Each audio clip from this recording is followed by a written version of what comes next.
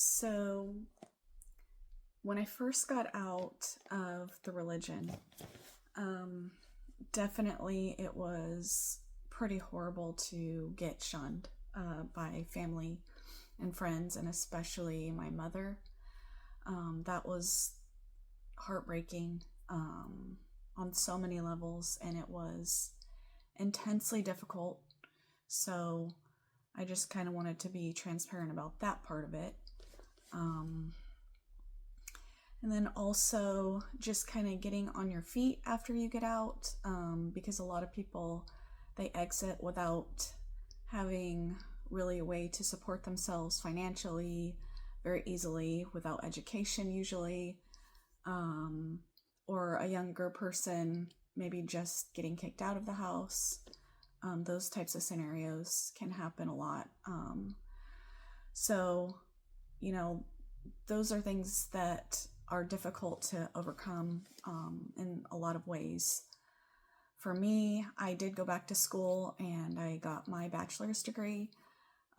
So I was really proud of myself for being able to do that.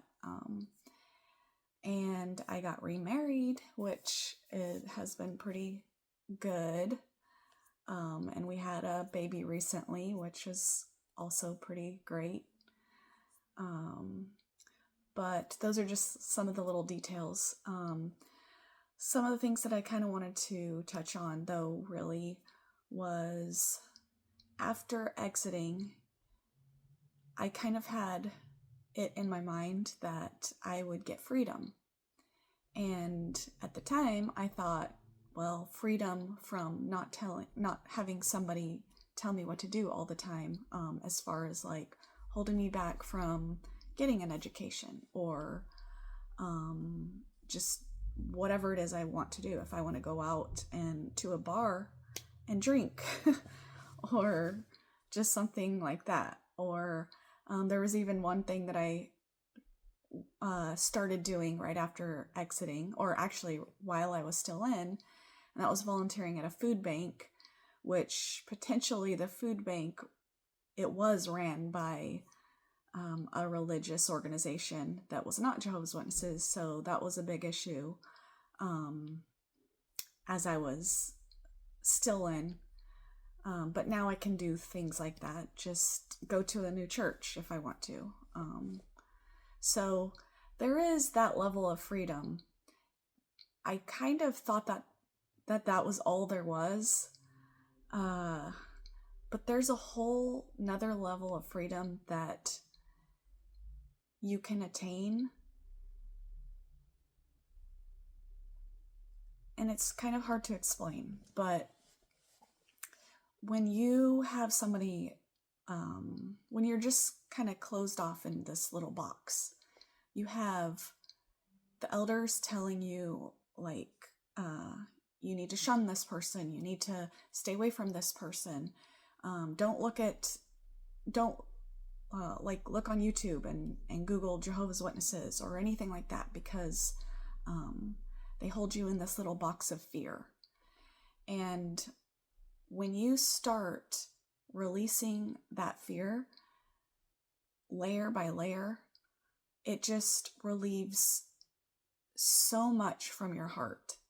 And then after some time of releasing so much of that fear, you will be able to actually make decisions more coming from your heart, more heart-based decisions, instead of just your mind all the time, because it's really your mind that is telling you, like, be afraid of this, be afraid of that, be afraid of this, be afraid of that.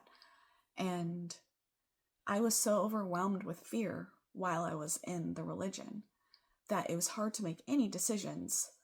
And now I've released so many layers of that fear that I really do feel like there's freedom on a whole level that I had never experienced before. And I'm just so thankful for that, because it's just opened up so many avenues to my life.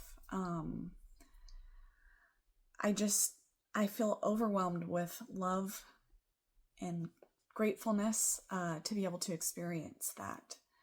And I also feel closer to God. I'm not super religious, although we do go to church as a family, my husband and I. And my in-laws are religious. And so I support everyone in that. I do enjoy going to church at this point. It took me quite a few years to get there, but I enjoy it. But I would say I'm more spiritual than I am religious. But I definitely feel like I'm closer to God more than I ever have been before, ever. As a Jehovah's Witness, I felt like God, Jehovah, was a man somewhere in space, in the heavens. And I did feel close to him at the time. And I would pray a lot, and I felt like a lot of my prayers were answered, and I felt very genuine, and I felt like that connection was genuine.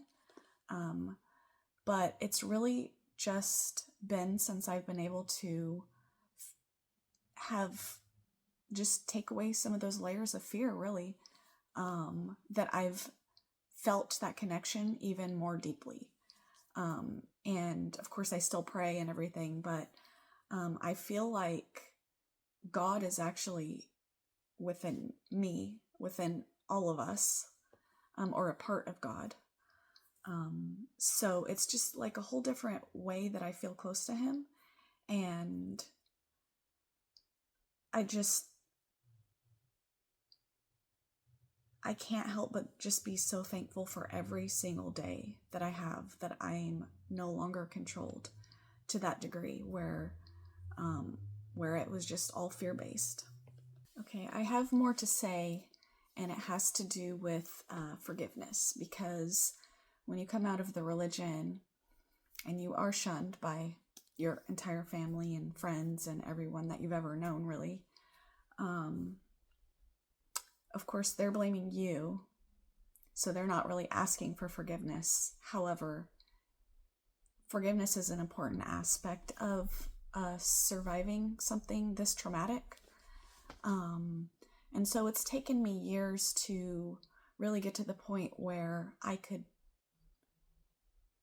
think about where I could actually forgive my mother, especially. I've always been able to see it from her angle just because I used to be a Jehovah's Witness, and I know how they're feeling when they're shunning somebody. It's more like they think that they're doing it on behalf of Jehovah, in order to teach somebody a lesson, to make them come back to the organization. So they're putting the blame on somebody else. So I understand where she's coming from that angle, which makes it, I guess, in a way easier, because I know that she's not evil. I mean, it's an evil thing to do, and that's kind of weird to say, but I know that her heart is not evil. From her angle, she's doing the right thing. It's not the right thing because it is not love.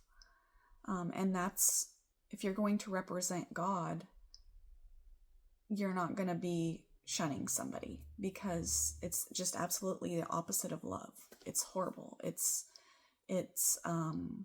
fear-based, which is the opposite of love, basically. She's afraid that if she doesn't shun me, then I won't ever return to the organization, and I will be killed in Armageddon and all of that. So she's decided to shun myself, my children. She's never even met the little one yet, and she doesn't really want to unless I come back. She's made that clear. And when I say she, I do mean like my whole family.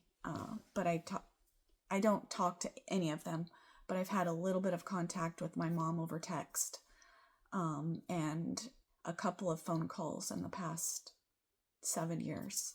So, but she's made it clear that there's no relationship. So from afar, I have to figure out how to forgive. And recently, it kind of dawned on me that everything outside of me, everything outside of us is just a construct of our ego, just creating drama and creating all of these fear-based things to surround ourselves with. And so I have decided to kind of just step back and not really listen to my ego saying, she should never shun her own child. That's so horrible and wrong that, we'll try and forgive, but we'll never forget. Well, that part of me isn't really me. What's me is behind that part of me, where my soul rests, I guess. And so since I recognize that all of this is just an ego construct, I'm able to look at it all and just recognize that I can remember my mom. I only have memories of her now at this point because we won't have a relationship. We don't have a relationship. So I can look back on my mom and remember the times where she was able to break through that ego and her true self was shining through. And that was true love. There were times when that happened. And I mean, just from the beginning, she wanted a girl and she had 2 boys already. And it was a really long time before she had me. She had me later in life. But she was so happy and overwhelmed with joy to have me, a girl. And I know that she loved me. And so that's what I choose to hang on to. I know that she loved me. So somewhere deep inside, under all of those layers of fear or ego or whatever you want to call it, she loves me. I love her. She loves me. That's all I want to focus on. That's all I care about. So in that way I can forgive. I can definitely forgive, and she is forgiven. She has unconditional love. So when I think back of all of my family members, I try and only focus on the memories that I have where they were actually shining through. They were shining through all of that fear. So I hold on to those memories, and I'm very thankful for those. And I move forward in my life. I'm trying to create great memories with my family and my friends and my children. So I just really hope that this video brings even at just one person some hope, because I know that there's just so much out there for you.